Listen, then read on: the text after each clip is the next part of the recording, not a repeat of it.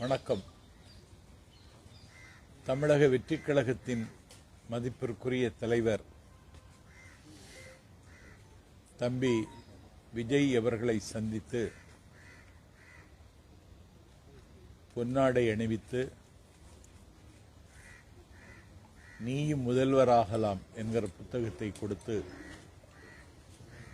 தாவேக்காவில் இன்று என்னை நான் இணைத்துக் கொண்டேன். 6 ஆண்டு காலம் எந்த அரசியல் கட்சியிலும் என்னை இணைத்துக் கொள்ளாமல் திராவிட இயக்கத்தின் சொற்பொழிவாளர் என்று சொல்லி பெரியார் அண்ணா லட்சியங்களை பேசி வந்த நான் இன்றைக்கு தாவேக்காவில் இணைத்துக் கொண்டு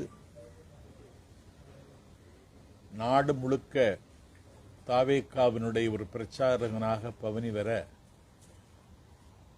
தம்பி விஜய் என்னை அனுமதித்திருக்கிறார். என்னை பார்த்த நிமிடத்தில் நான் உங்கள் ஃபேன் என்று சொல்லி அவர் சொன்ன நிமிடத்தில் நான் மெய்சிலிர்த்து போனேன். இப்படி ஒரு அங்கீகாரத்தை தம்பி தருவார் என்று நான் எதிர்பார்க்கவில்லை. டெல்லி சுப்ரீம் கோர்ட்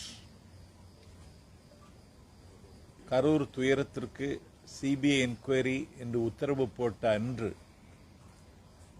குமுதம் இணையதளத்திற்கு அலைபேசி வாயிலாக இது தாவேக்காவிற்கு கிடைத்த வெற்றி, கையெறு நிலையில் கைவிடப்பட்டு கை பிசைந்து கண்ணீரோடும் கவலையோடும் இருக்கின்ற தாவேக்கா அடுத்த அடியை எப்படி எடுத்து வைப்பது என்று யோசித்துக் கொண்டிருக்கிற நிலையில் உச்சநீதிமன்றம் தாவேக்காவுக்கு ஒரு புதிய வாசலை திறந்து வைத்திருக்கிறது என்று நான் குமுதம் தமிழுக்கு சொன்னேன்.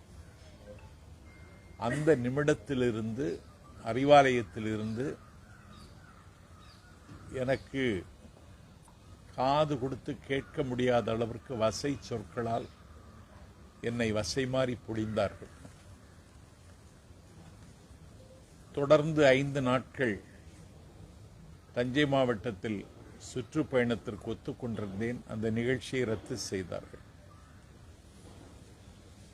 7-8 அறிவுத்திருவிழா என்கிற பெயரில் வள்ளுவர் கோட்டத்தில் காலத்தின் நிறம் கருப்பு சிவப்பு என்ற நூலை வெளியீட்டு விழாவும் 44 சொற்பொழிவாளர்கள் கலந்து கொண்ட 10 அமர்வும் வள்ளுவர் கோட்டத்தில் நடந்தது. ஒரு சொற்பொழிவாளரை